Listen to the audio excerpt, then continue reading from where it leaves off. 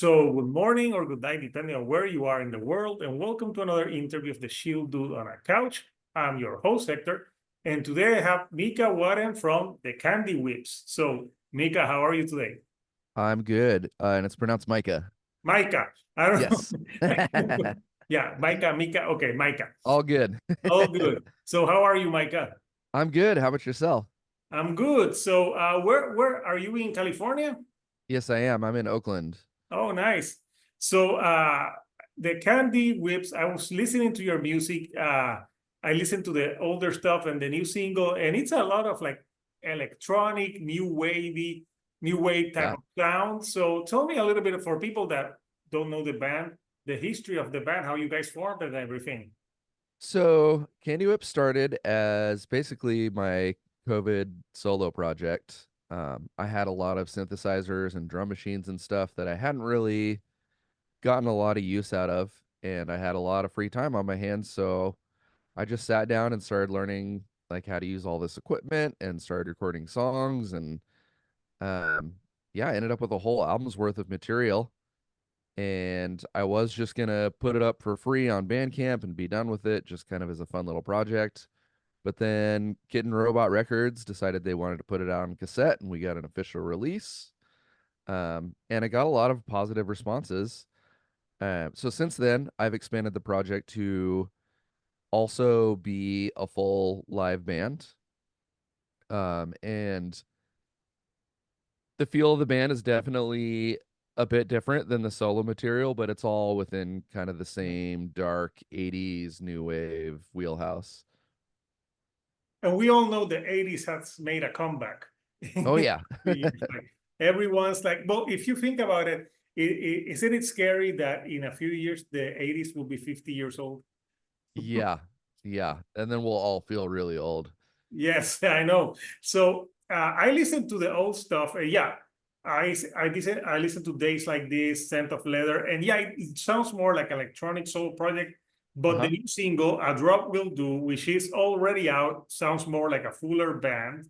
So Hmm. so that track is all about dealing with alcoholism. So I'm Hmm. guessing it's a very personal track. Tell me a little bit about the inspiration for that track and having it as the single for your upcoming album that's coming up in August, if I'm not mistaken. Yeah, that is the plan. That track was actually written by our guitar player, Greg.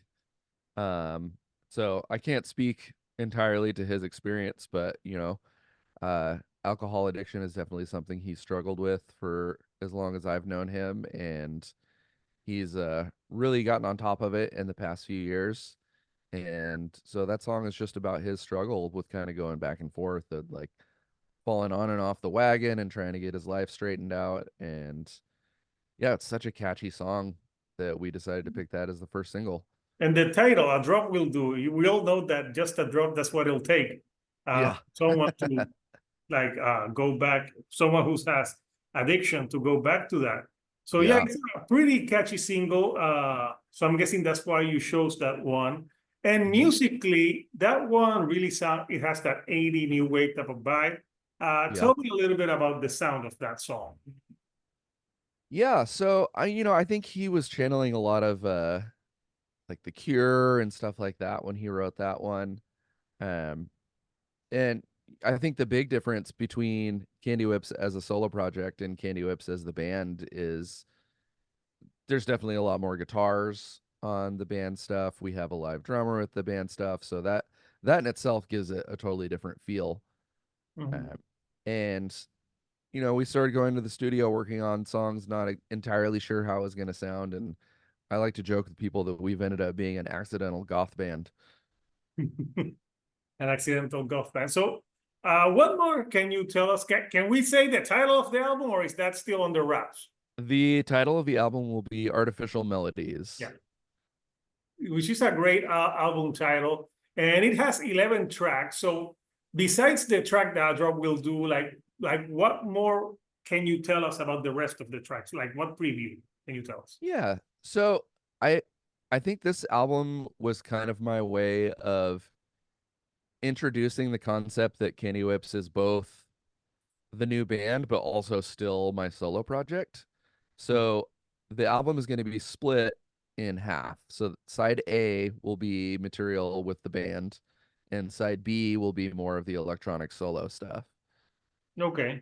So yeah, that makes sense. So so when you guys were writing this, tell me a little bit about the process of writing this album. How Mhm. like working with it, like was it, how different was it for you working with these other individuals on these tracks when you, I'm guessing you had like a sound already by yourself Yeah. and a way to do stuff. So how was it like bringing new people into this project?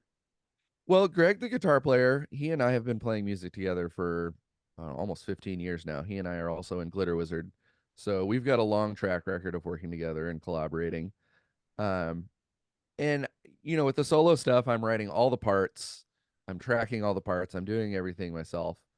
Whereas with the band, most of the time, I'm coming up with just kind of the rudimentary ideas. I've got the chord structure, I've got the vocal parts. I may have like a synth part here or there written. Um, but mostly I kind of leave it up to the band to flush out all their own parts. Yeah, and you told me that for A Drop Will Do, the lyrics were written by the guitar player. Hmm. For the other songs, does everyone contribute in the lyrics, or do you do more of the lyrics for the other songs that haven't been released? Other than that particular song, I did all the lyrics on the album. Okay. Well, I think it's a good thing to the guitar that you pick his song as the single. A hit's a hit. I'm Yeah. not gonna let my ego get in the way of the best song being the first Be single. like, God damn it. Like he made the Yeah. best song on the record. So well, it happens. It's a really catchy song.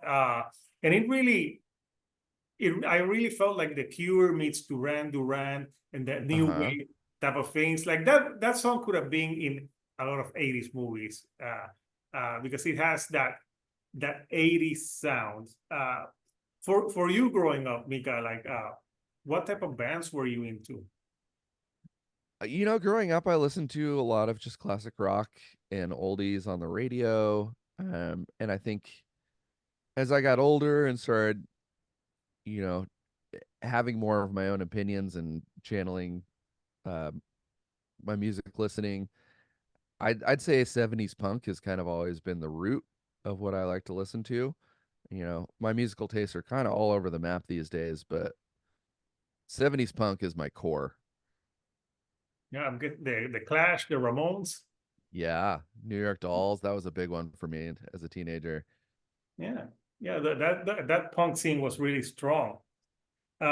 So yeah, so the band is ready for the album sometime in August. What are the plans for this? Are you gonna do shows with this, or is it gonna be more of like a studio project?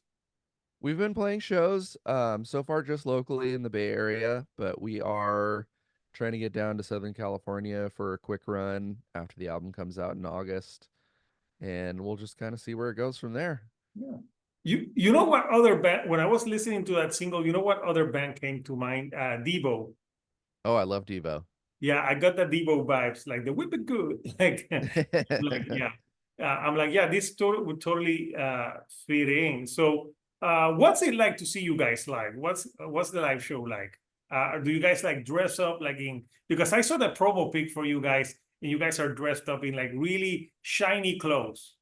Yeah, we're still trying to figure out the visual element as we go. I definitely, for me, visuals are always a big part of live performance. Um, so there's always going to be costumes involved. Sometimes we got a little bit of stage makeup. Sometimes we dress up the stage. Uh, and we're a new band, so we're kind of getting our bearings and kind of figuring out exactly what that entails. But that the visuals are definitely a big part of the live experience. Awesome, and I got a question about the name because in the promo it says the Candy Whips, but on Spotify it's just Candy Whips. Like which is Yes. it? It depends on whether you're talking about the solo project or the band. So I'm guessing the band is the Candy Whips. Correct. Okay. So tell me a little bit about the inspiration for that name. I have been sitting on that name for almost a decade. so long that I couldn't even tell you how I came up with it.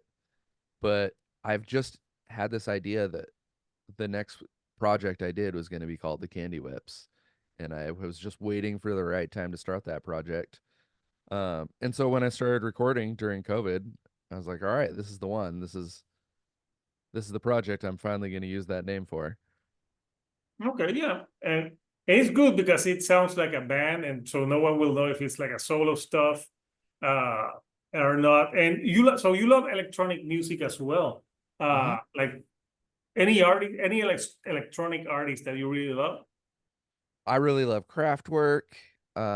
There's a guy from Canada, the Lou Champagne System, that was a big inspiration on that first album.